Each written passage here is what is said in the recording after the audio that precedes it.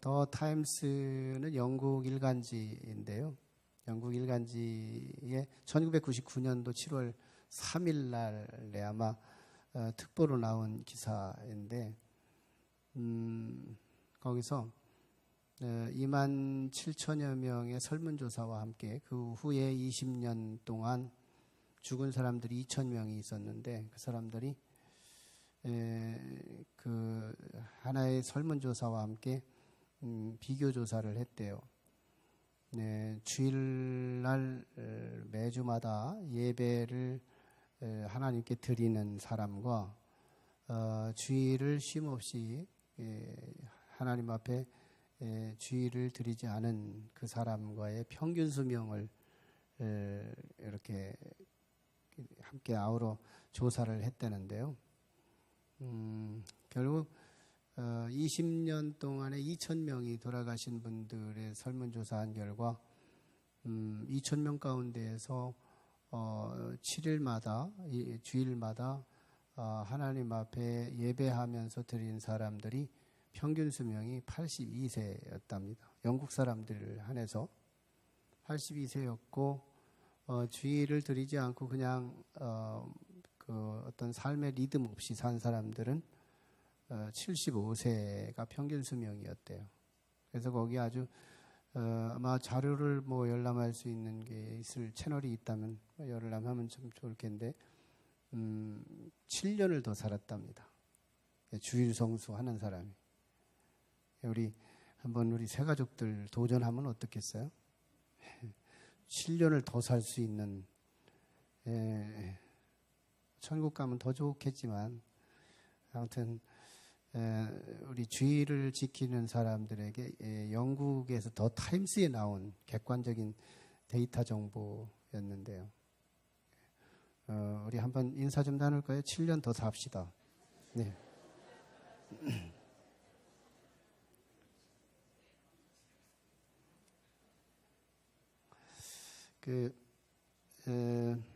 미국이 이제 서부개척 시대에 황금을 노다지 막 캐는 때가 있었대잖아요.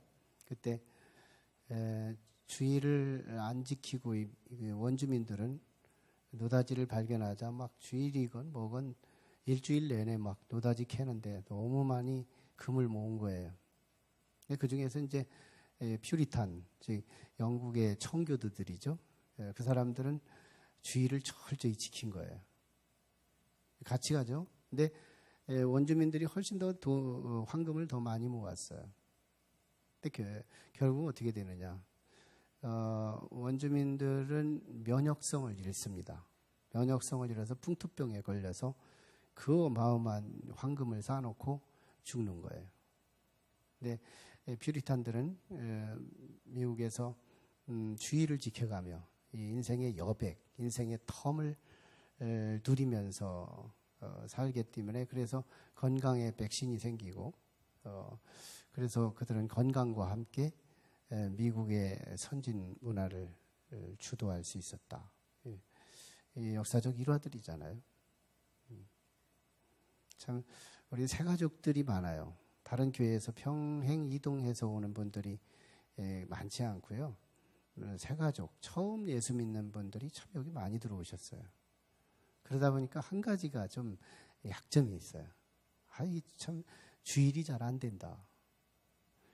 주일날만 결석자만 해도 교회를 나간 것도 아닌데 2주마다 3주마다 한 번씩 오기는 하는데 결석자가 170명 뭐 이렇게 육박하니까요. 이게 뭔가 신앙생활은 시작했지만 뭔가 한 가지 선택에 대한 가치가 너무 약하다. 신앙은 인생의 본질인데, 그죠? 우리가 한 가지 좋은 가치를 찾았습니다. 우리 인생의 어떻게 보면 본질적 가치를 찾은 거거든요. 그러면 여기에 한번 10년, 뭐 20년 이런 굵직한 시간과 함께 역사를 만들어가면 거기에 우리 인생에 정말 힘이 되지 않겠어요? 말씀 시작하겠습니다. 고대 이집트의 장례서라는 장례를 할 때 보는 기본적인 교과서인 장례서가 있는데 죽은 자들의 책이라는 장례서가 있어요. 여기에는 수십 가지의 주문, 죽은 자들에 대한 주문, 과연 이 죽은 자가 선하게 살았느냐, 악하게 살았느냐, 이걸 시금하기 위해서 이 주문이 있는데요. 126번째 주문이 하나 있어요. 그것은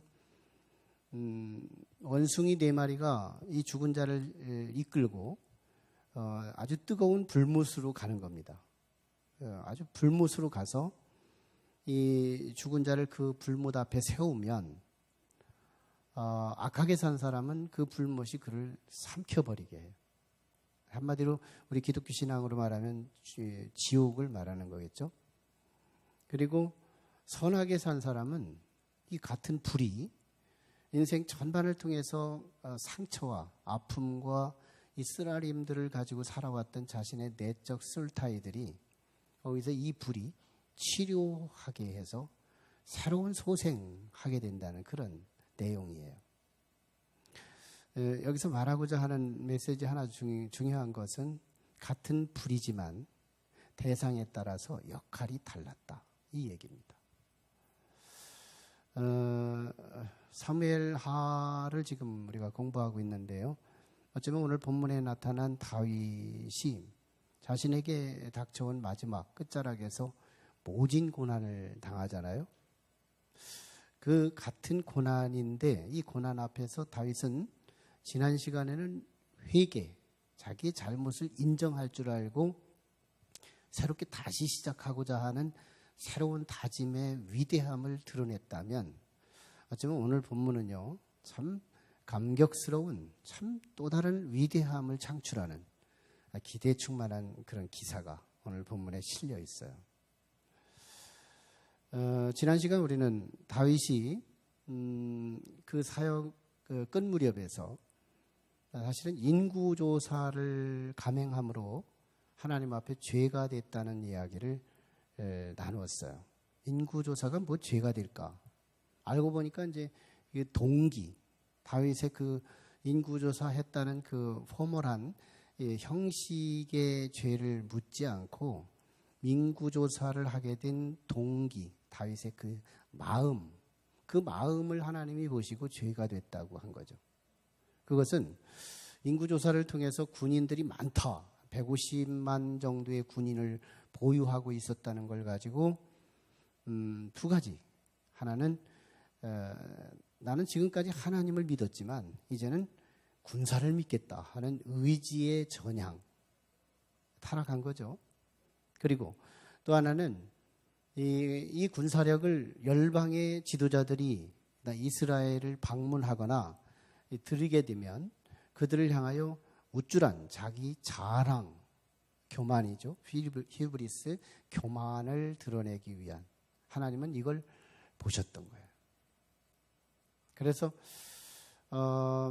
이 죄를 저지르게 된 이 기사를 통해서 지난 시간 우리는 두 가지 교훈을 배웠던 거예요. 첫째는 다윗도 별반 우리와 다르지 않구나. 우리도 이게 무심코 또는 어떤 때는 의도적으로 죄를 범하는데 다윗도 죄에 관해서는 예외가 아니구나. 다윗도 우리와 같은 존재구나. 동일 본질이구나. 이걸 사무엘하 기자는 드러내고 싶은 거예요. 사무엘하는 메시지를 담는 거잖아요. 역사서 속에서 굉장히 중요한, 어떻게 보면 23장에서 끝나버리면 차라리 다윗의 위대함이 그냥 노골적으로 드러나서 조금도 역사의 진술의 목적이 어그러지지 않을 텐데도 하나님은 24장을 허용하시면서 다윗의 흠집을 드러내셔서 1차적으로 사무엘하의 목적이 다윗에게 초점을 두는 게 아니고 다윗과 함께한 하나님을 초점을 두게 하기 위한 작업이 24장의 미션 아니겠어요? 24장이 말하고자 하는 목적, 그것이죠. 아, 다윗 별거 아니었구나. 이걸 뽀록나게 하는 거예요. 뽀록나게. 정체가 드러나게 하는 거예요. 그리고 나서 그럼에도 불구하고 다윗의 나라는 일반적이지 않았잖아요. 시작했으면 커가고요. 확장하고요. 강해지고요. 이 대단한, 이렇게 클 수가 있어요. 질과 양으로 커갈 수 있는 나라. 그 지도자가 다윗이었는데 참 위대했구나. 다윗은 정말 성군, 그런 이미지를, 메시아급 지도적 이미지, 이걸 가지고 있었는데 도대체 뭐지? 다윗을 뽀록 내고, 다윗은 별 볼 일 없는 인간 냄새 풍풍 나는 썩은 인간 맞고, 그 위에 역사하신 분이 하나님이셨기에 하나님이 위대하구나. 이걸 드러낸 사건이 24장에 다윗의 죄를 지은 사건이 되는 거예요. 그럼에도 불구하고 다윗은, 근데 그 하나님과 다윗은 연대하여 하나가 됐다는 거예요. 하나님의 그 위대함을 다윗이 붙들므로, 결론적으로는 우리와 별반 다르지 않은 인간 본질이지만 그 연약한 다윗이 위대한 하나님을 믿음으로 붙들므로 역시 다윗은 위대했다. 이 얘기를 하고 싶은 거예요. 정말 멋있잖아요. 그러므로 오늘 우리는 굉장한 소망이 있죠. 다윗에게서 우리의 본질을 느끼고 동질감을 느끼게 하고, 그리고 그 다윗이 하나님을 붙들므로 그 다윗이 위대했던 것처럼 나도 내 자리에서 하나님이 나와 함께 하시거나 내가 그 하나님을 붙든다면 내 인생은 또 위대함을 연출할 수 있는 영적 개연성이 열리는 거잖아요. 이게 구약의 역사서의 미션인 거예요. 자, 오늘 본문은 이제 다윗이 10절에서 아주 리얼하게 회개를 하죠. 나는 큰 죄를 지었습니다. 내가 정말 부족했습니다. 이런 회개를 10절에서 아주 리얼하게 회개를 합니다. 그런데 갑자기 11절에서 15절까지 다윗에게 있었던 그 갓 선지자라는 사람이 찾아와서 갑자기 벌을 주겠다고 찾아오는 거예요. 벌을 주겠다. 그러면서 주진 이 벌이 바로 이제 왜 회개했는데 벌을 가지고 하나님이 보냈느냐. 이 부분에서 우리는 사무엘하 12장에서 이미 정리한 교리 하나를 다시 한번 분기하게, 다시 한번 생각나게 만드는 그런 말씀이에요. 뭐죠? 우리가 하나님, 내가 잘못했어요. 내가 죄를 졌어요. 하나님, 다시는 죄를 짓지 않을게요. 이렇다고 해서 하나님의 매가 없느냐? 만에 하나 내가 실컷 사람 죽이고 사람 것 다 뺏고 도둑질하고 깡패짓하고 그러고 나서 매가 임박하게 진노가 내게 다가오기 직전에 하나님, 나 잘못했어요. 이러고서 회개했다고 그 망치와 회초리가 걷어간다면 사람들이 이거 무지하게 남용할걸요? 죄를 더 연속하고 때리기 직전에 잘못했다고만 하면 되니까. 하나님은 지혜로우신 분이시잖아요. 속지 않으시죠. 하나님은 사랑하는 사람일수록 죄가 멈춰지기를 원하시는 거예요. 죄를 멈추려면 회개했어도 매는 맞아야 되겠다는 거예요. 매는 쳐야 되겠다는 거예요. 이게 하나님의 지혜예요. 지혜. 네. 그래서 다윗은 이제 징계를 가지고 다가온 이 갓 선지자의 징계 메시지는 삼지선다로 다가왔어요. 소위 우리가 고등학교 시험 문제가 옛날에는, 요즘은 주관식도 제법 퍼센티지로 들어오지만 옛날에는 거의 퍼센트가 다 객관식 시험이었잖아요. 사지선다, 4개 중에 하나를 택하라. 공부 안 해도 답안지에 내용은 채울 수 있도록. 다윗에게 다가온 시험 문제는 삼지선다였어요. 3개 중에 택하라. 이러니까 7년 동안 대기근을 선택할래요? 3개월 동안 원수의 왕한테 쫓겨다니는 어려움을 당할래요? 아니면 3일 동안 이 전염병에 의해서 국민들이 다치는 일을 경험할래요. 이 삼지선다로 다가온 거예요. 여기서 1차적인 느낌, 우리의 영적 느낌이 하나 있어요. 야, 벌 받는 주제에 뭘 선택권을 주나? 벌 받는 주제에 무슨 선택권을 하나님이 주시나? 저는 여기에 인격성을 봅니다. 아, 이건 심판이 아니구나. 이거는 심판이 아니고 사랑하는 자식에게 허용되는 징계로구나. 이건 심판이 아니고 징계다. 왜? 심판은 물어볼 필요가 없어요. 체벌받는 자의 아픔을 고려하지 않아요. 그냥 때리기만 하면 되는 거죠. 그리고 죽이면 되는 거죠. 그리고 불못에 쳐넣으면 되는 거죠. 이게 심판이에요. 근데 사랑하는 자녀에게 징계는 다시는 죄를 짓지 않게 하는 목적이 있어요. 목적. 다시는 죄를 짓지 않. 내가 죄이면 고통이 오더라. 내가 죄를 지면 고통이 오더라. 내가 죄를 지면 고통이 오더라. 이 영적 공식만 성도들이 이 생각 속에 준비만 된다면요, 성화되는 데는 시간 문제예요. 하나님은 이걸 우리에게 통하고 싶어 하는 거예요. 이거를 하나님은 우리에게 전하고 싶은 거예요. 다윗에게 찾아왔잖아요. 삼지선다 중에서 다윗은 두 가지 기준을 가지고 세 번째를 턱합니다. 첫 번째, 사람한테 직접 얻어맞지 않겠다는 거예요. 지금 악한 왕이 자기를 쫓아다니고 다윗은 3개월 동안 도망다니는 그 일은 안 하겠다는 거예요. 왜? 다윗은 이미 10년 전에, 10년 동안 이미 사울 왕한테 쫓겨다녔는데, 사람의 잔인성은요, 깐디 똑 가는 거예요. 이렇게 잔인할 수가 없는 거예요. 막 죽고 있는데 또 죽이는 거예요. 긍휼이 베풀어져야 되는데, 아주 죽이는 중에 막 밟아놓고 또 으스르고 막 빙빙 돌리고 그러는 거예요. 사람이 이렇게 잔인하다는 거예요. 악한 사람들은. 그래서 다윗은 사람이 개입된 징벌은 받지 않겠다는 거예요. 근데 하나님한테는 받겠다는 거예요. 왜? 하나님은 어떤 분이냐면 진노 중에도 긍휼을 베푸는 하박국 3장에서 하박국 기자의 신앙 고백과 다윗의 신앙이 연결되는 거예요. 하나님은 때리다가도 긍휼을 베푸시는 분, 자비를 베푸시는 분. 그래서 나는 하나님이 직접 때리는 걸 원하지 사람들을 개입해서 간접적으로 나를 때리는 걸 원하지 않는다. 이 기준이 첫 번째예요. 두 번째가 기왕이면 회초리는 짧아야 좋겠다는 거예요. 7년짜리 길은 막대가 아니라 3개월짜리 중간 막대기가 아니고 3일, 그까짓 거 조금만 참으면 되지 하고 3일 동안의 전염병이 전국에 도는 그 매를 선택하게 됩니다. 그러나 3일이면 무슨 일을 못하나요?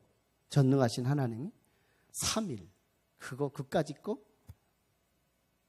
하나님은 징계의 목표를 하나 주시는데, 목적은 최종 것이고 목표는 중간 것인데요. 징계의 목표가 있어요. 징계의 목표. 뭘까요? 통증이에요. 아픔이에요. 그러니까 다윗이 지금 7만 명이 죽어요. 3일 동안에 전염병에 걸려서. 어디요? 인구조사를 단에서부터 가장 최고의 헐문산 밑에 단부터 저쪽 애굽강변까지 부엘세바까지, 백두에서 한라까지 전국의 군인들을 카운트한 이미지를 그대로, 단에서 부엘세바까지 온 백성 가운데 7만 명이 죽게 되는 거예요. 여기서 우리는 한 가지 오해를 하기 쉬워요. 다윗이 그 인구조사 하나 했다고 이렇게 7만 명이나 죽게 만드는 이런 하나님이라면 이거 하나님 이거 믿을 필요 있어요? 이거? 너무 잔인하잖아요. 다윗이 인구조사 하나 한 것이 뭐가 잘못해서 이렇게 7만 명이라는 어마어마한 숫자를 죽게 할 수 있어요? 우리는 이 7만 명의 숫자가 얼마나 큰지, 근황 2008년도에 스촨성, 이 중국의 스촨성의 대지진, 역사적으로 정말 큰 지진이 일어났죠. 여기서 중국 사람들이 부풀리기 좋아하는 부풀리기 숫자로 맥시멈 7만 명이 죽었다고 했거든요. 굉장했었죠, 정말. 근데 7만 명까지는 사실은 안 된대요. 근데 이 다윗 시대에 그렇게 전염병에 의해서 죽은 사람이 7만 명이 죽은 거예요. 여기서는 우리는 오해를 하면 안 되는 거예요. 성경을 벌써 통전적이고 함께 아우러 볼 수 있는 이 컨텍스트, 상황과 함께 성경을 읽지 않으면 이 절 하나에 하나님을 오해하기가 참 쉬워요. 우리 1절을 벌써 잃었기 때문인 거예요.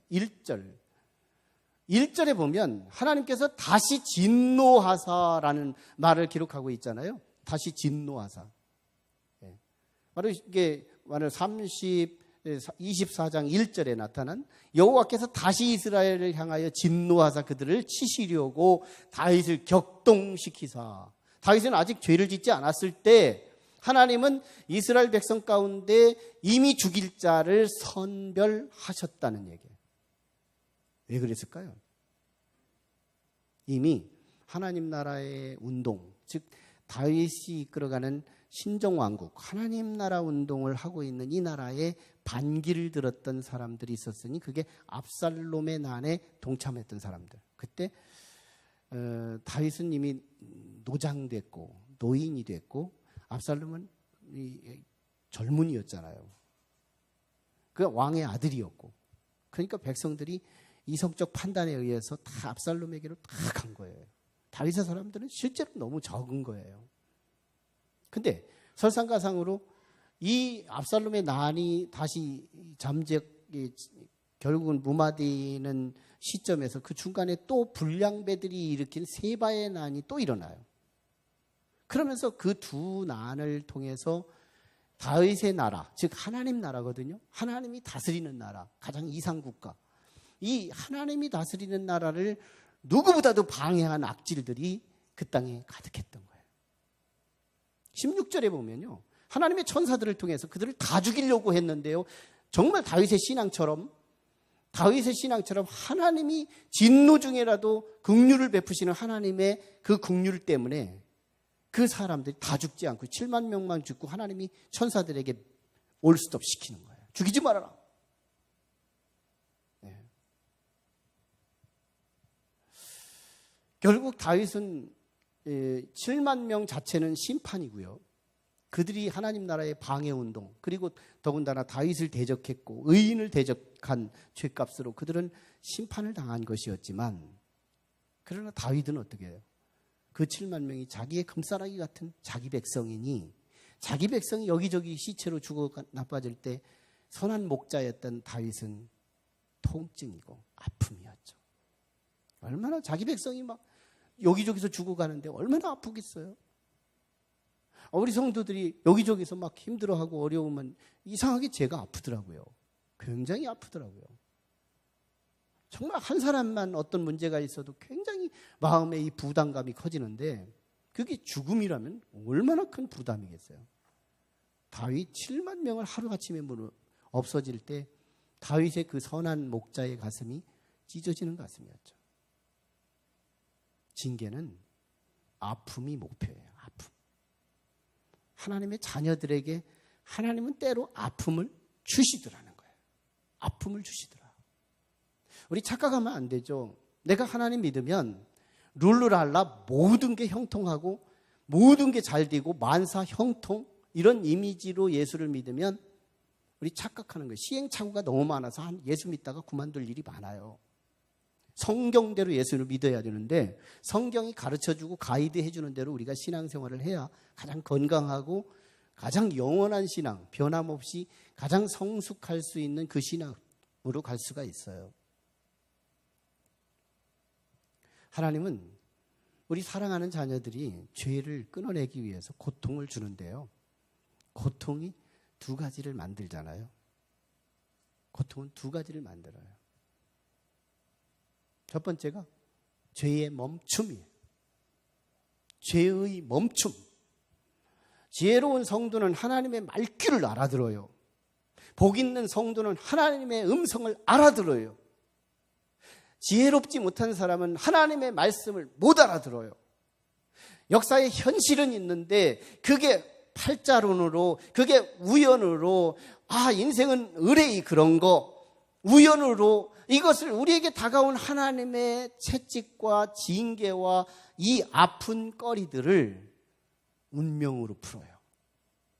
근데 성령의 사람, 지혜로운 사람, 복이 있는 사람은 이 고통을 하나님의 음성으로 푸는 거예요. 아, 죄를 끊어야 되겠구나. 내가 이렇게 아픈 일은 7만 명씩이나 내 금싸라기 같은 내 백성이 죽어가고 있다는 건 이게 내 아픔인데, 찢어지는 가슴의 아픔인데, 이 아픔을 제거하려면 내가 죄를 그쳐야 되겠구나. 죄를 멈춰야 하겠구나. 이게 다윗이 말귀를 알아들은 믿음의 조상의 효시, 멋진 모범이지 않겠어요? 다윗은 말귀를 알아듣는 그 시대의 진정한 믿음의 명쾌한 아들이었던 거예요. 죄가 멈추잖아요. 실제로 사무엘하 12장에서 다윗이 밧세바를 품었다가 하나님의 그 아들, 불륜 가운데 태어난 그 아들을 살려보려고 애썼다가 나중에는 하나님이 징계로 죽이잖아요. 그 이후로 다윗이 간음한 역사를 다루고 있나요? 간음죄가 없는 거예요. 실제는 다윗에게 다가온 이 징계는, 다윗에게 다가온 이 통증과 이 가슴 아픈 현실은 다윗의 죄를 멈추게 했다는 성서적 증거들인 거예요. 죄를 멈추게 하는 거예요. 실제로 오늘 본문에서 인구조사를 하고 다가온 7만 명이라고 하는 이 어마어마한 백성들의 죽음 사건을 통해서 다윗은 찢어지는 가슴을 경험했는데, 이 고통이 다윗으로 하여금 다시는 인구조사하지 않게 만들어요. 다윗은 이 고통과 함께 하나님이 때리는 이 채찍의 목적을 말귀를 알아듣고 죄를 멈추는 거예요. 우리도요, 이미 다윗 경험 다 끝냈어요. 과거에 이미 다윗처럼 하나님이 나를 사랑하셔서, 나름대로 나를 사랑하셔서, 근데 내가 하나님의 자녀답게 살지를 못하거든요. 그래서 때로는 이렇게 자녀를 때리기도 하고, 때로는 물질을 때리기도 하고, 때로는 건강을 통해서 때리기도 하고, 때로는 이 직장의 여러 가지 어려움을 통해서, 삶의 불협화음을 통해서 우리의 인생 채찍을 가지고 내게 다가오거든요. 그때 우리는 죄를 멈추는 일은 절대 하지 않고, 우리는 죄를 아니라 내 운명이 안 좋아서, 팔자가 안 좋아서, 이 우연히 이렇게 애제가 내게 붙는다고 이러면서 우리는 이 죄를 멈추려고 하지 않고 이 재앙과 이 아픔만 피하려고만 하고 있더라는 거예요. 그래서 이 아픔이 순환되고 이게 자라고, 그래서 인생이 꼭 예수를 믿는데도, 하나님의 자녀라는 신분이 바뀌었는데도 이 믿지 않는 자들의 근심과 믿지 않는 자들의 고통과 믿지 않는 자들의 어려움들을 다 한 몸에 경험하면서, 믿는다고 하는 차별은 주일날 성경책만 들고 왔다 갔다 하는 것과 내게 성도라거나 또는 집사라거나 권사라거나 장로라는 이름은 내게 붙여주는 그 차별점 하나밖에는 우리의 구별점이 없더라는 거예요. 뭐예요? 진정한 다윗 같은 믿음을 가진 사람은 내게 다가올 하나님의 징계를 징계로 알아듣고, 아, 내 삶에 이 고난이 왜 연속되는 것일까? 아, 내 죄를 멈추라고 하는 것이다. 하나님은 내게 죄를 멈추라고 주신 일이야 하고 다윗은 말귀를 알아들었다는 거예요. 그래서 그 고난이 연속되지 않는 거예요. 그런데요, 중요한 건 징계를 통해 다가온 이 고통이, 이 아픔이 이 죄의 멈춤으로 끝난다면 무슨 소득이 있겠어요? 참 귀한 것은 이 징계에게서 이 의인의 고통은, 의인에게 다가온 이 징계와 아픔은 놀라운 사명의 폭발이 이루어지더라는 거예요. 사명의 폭발. 17절을 볼까요? 17절에 보면 다윗이 백성을 치는 천사를 보고 곧 여호와께 아뢰어 이르되 나는 범죄하였고 악을 행하였거니와 이 왕 무리는 이 무엇을 행하였나이까? 그리고 그 다음에 넘겨봐요. 청하건대 주의 손으로 나와 내 아버지의 집을 치소서라고 이런 고백을 하는데요. 야, 죄의 멈춤으로 끝내지 않아요. 놀라운 미션, 놀라운 사명을 터뜨리는 사건이 됩니다. 너무 힘드니까요. 너무 아프니까요. 자기 백성이 7만 명 죽고 또 죽일 수 있는 여지가 남아있는 상황 아니겠어요? 그러니까 다윗이 실제는 그들은 그들의 죄 때문에 죽는 거거든요. 그들의 하나님 나라의 방해와 의인을 박해한 죄값으로 죽는 거거든요. 그런데 다윗이 기도하는 걸 보세요. 하나님! 어째서 저들이 무슨 죄를 졌기에 저들을 죽습니까? 죄는 내가 졌는데 왜 저들이 죽어가고 있는 것입니까? 하나님, 나를 차라리 죽여주세요. 나를 차라리 죽여주세요. 그리고 나를 죽이고서도 분이 안 풀리시거든. 내 가족들, 내 부모님, 내 자녀들, 이들을 다 쳐서라도 제발 내 백성, 나의 소속된 내 백성들을 죽이지 말아주세요. 이 위대함이 어디서 폭발되는 거예요? 다윗의 고난의 깊은 심곡에서, 고난의 그 가장 높은 정상에서 다윗은 이 사명이 터진 거예요. 도대체 평상시에 다윗의 그 가슴 속에 그런 사랑이 있었을까? 평상시에 그 사랑이 과연 있었느냐 말이죠. 없었던 것 같았어요. 근데 너무너무 아픔의 고통 속에서 다윗은 그 평상시에 쌓아졌던 사랑이 응축되고 쌓아지고 더 높아지고 그러던 그 표피 때문에 더 이상 밖으로 노출되지는 않았지만, 그러나 그 쌓아진 그 사랑 덩어리가 막 고통의 심국에서 껍데기가 어쩔 수 없이 터지는 순간 사랑이 막 폭발되어 나오는 이 다윗의 멋진 메시아성, 멋진 구세주 같은 역할을 다윗이 하더라는 거예요. 내가 의인인가? 내가 악인인가? 교회 안에도 의인이 있고요. 교회 안에도 악인이 있습니다. 예수를 믿는다고 하는 이름은 있으나 실제는 예수와 상관없이 사는 분들 많습니다. 전 바라기는 우리는 예수를 믿으며 정말 리얼 크리스찬인, 참 그리스도인 되기를 원하는 거예요.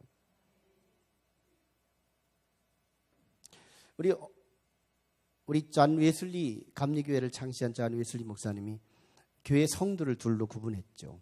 리얼 크리스찬, 또 하나는 almost 크리스찬.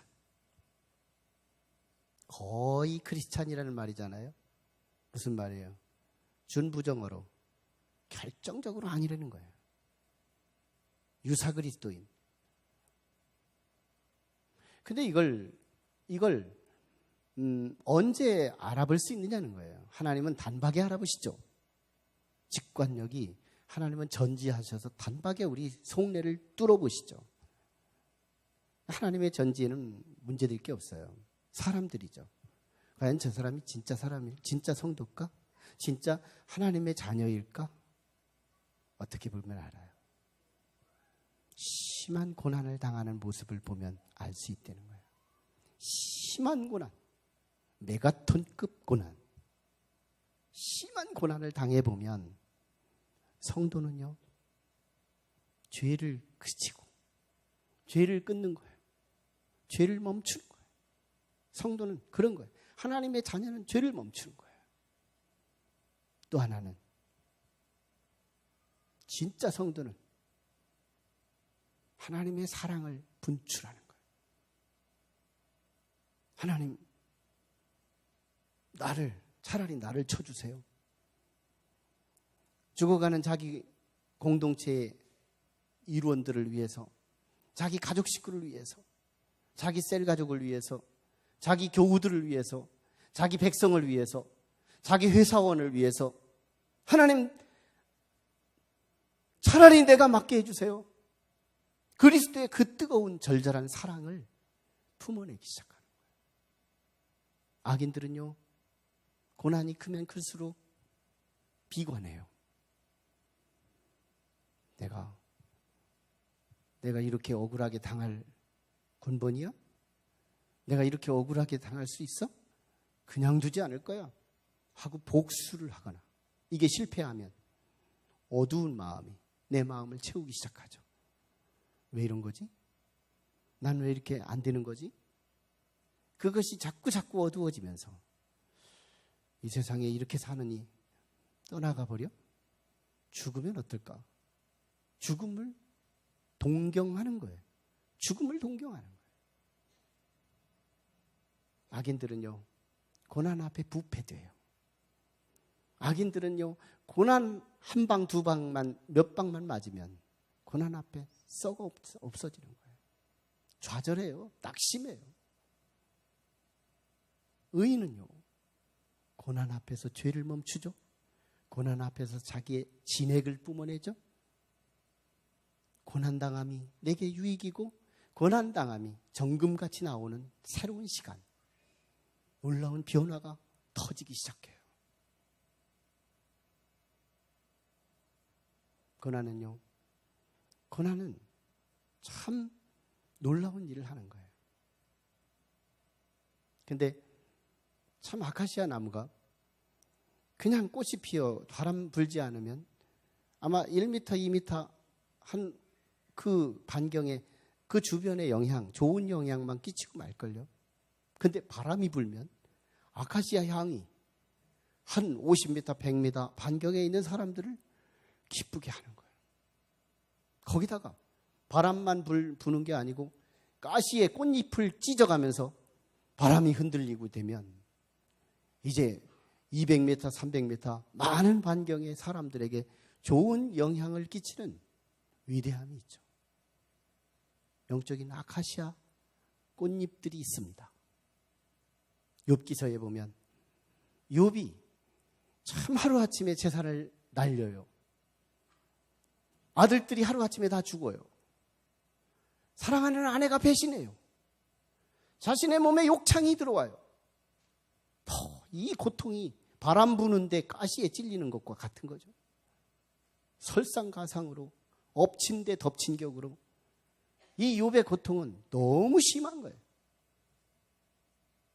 그 결과 욥기 42장 5절에서 내가 이전에는 하나님에 대하여 듣기만 하였사더니 이제는 주를 배옵나이다. 다시 말하면 주님이 보인다는 거예요. 주님이 스피리추얼 하셔서 인비주얼 하셔서 보이지 않는 분이신데도 욥은 주님이 보인다는 거예요.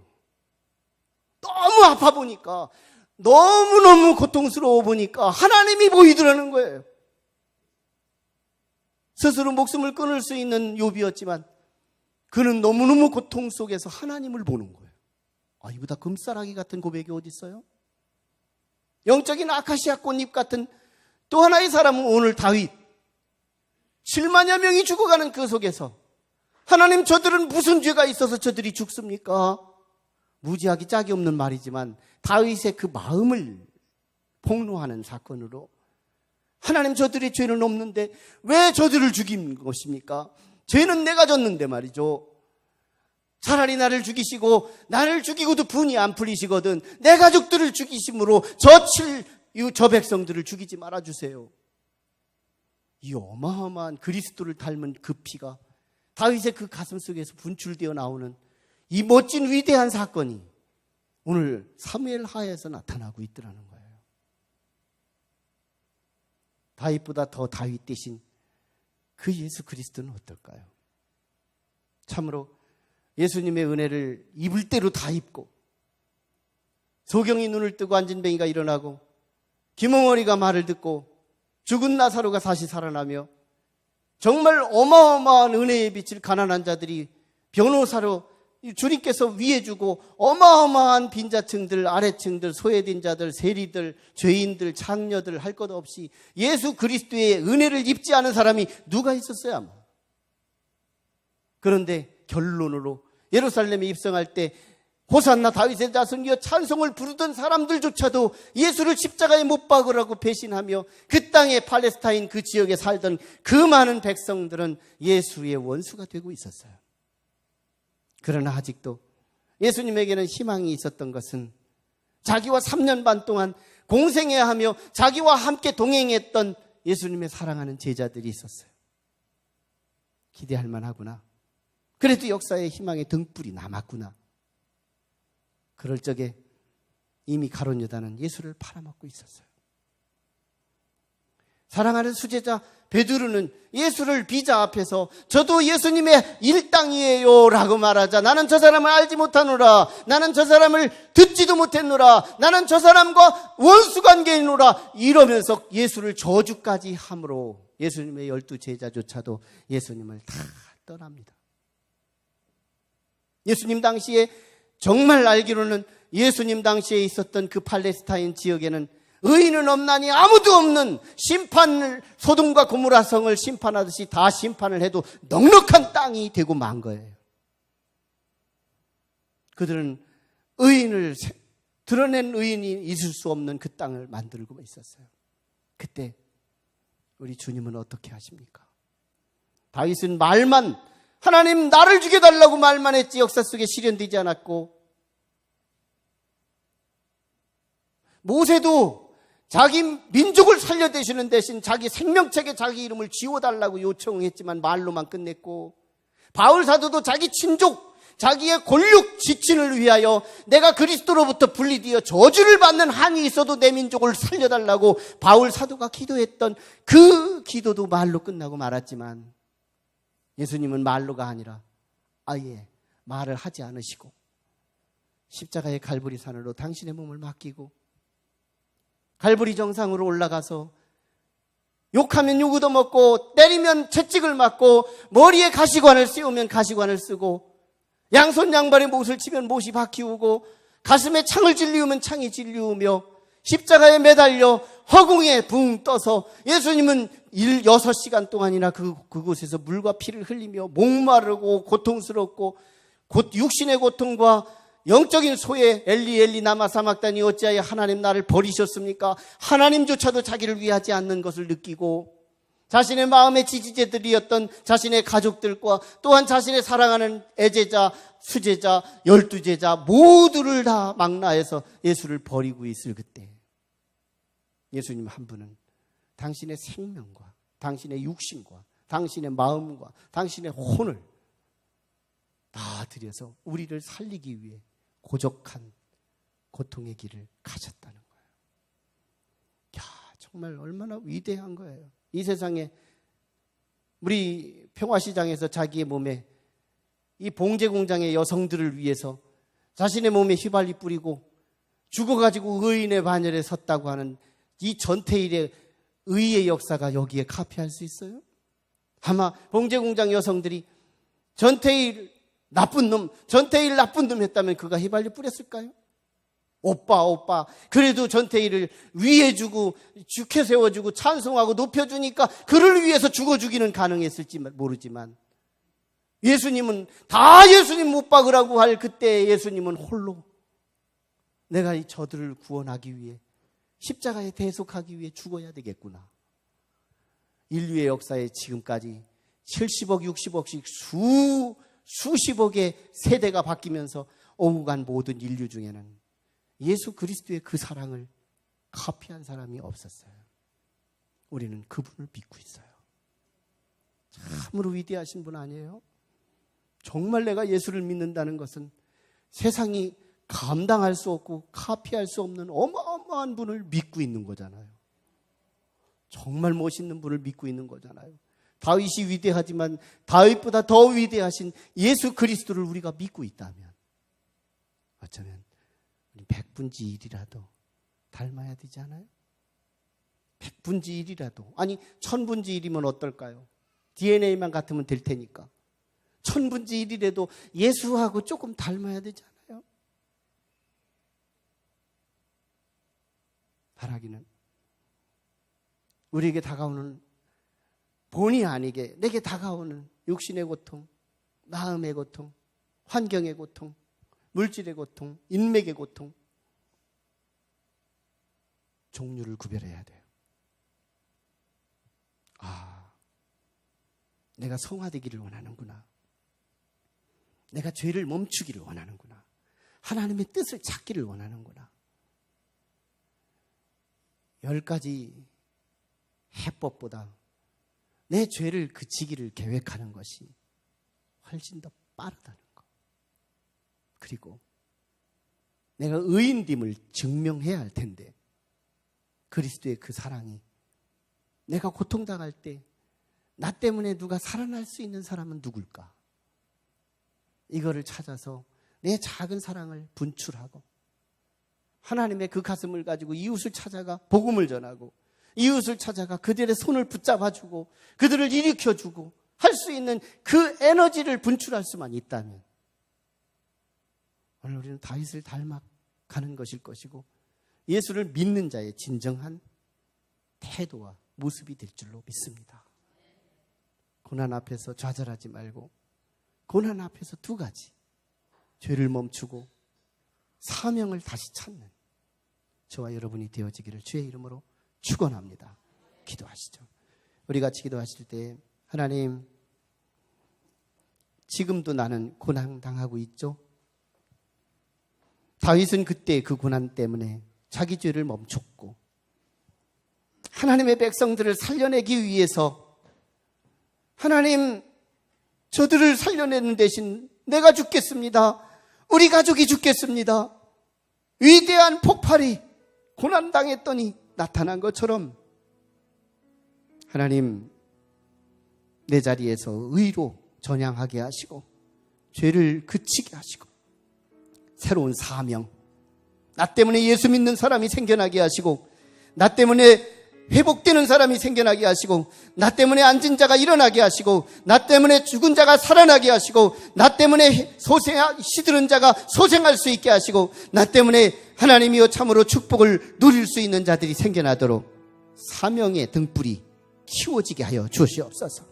사명이 살아나게 도와주시옵소서. 죄는 죽고 사명은 살아나는 하나님의 징계와 하나님의 고통 앞에서 우리는 죄는 죽어 자빠지게 하시고 사명은 살아나게 하셔서 하나님의 목적이 달성되는, 하나님의 뜻이 달성되는 복된 성도가 되게 하여 주시옵소서. 우리 간절히 기도해요. 살아계신 아버지 고맙습니다. 오늘 우리에게 주십니다. 내게 지금 다가온 육체의 고통, 마음의 고통, 영적인 고통, 환경의 고통, 직장의 고통, 자녀의 고통, 그 소리를 무슨 소리인지를 알게 하여 주옵소서. 운명론으로 풀지 말게 하시고 하나님 성경으로 풀게 하시옵소서.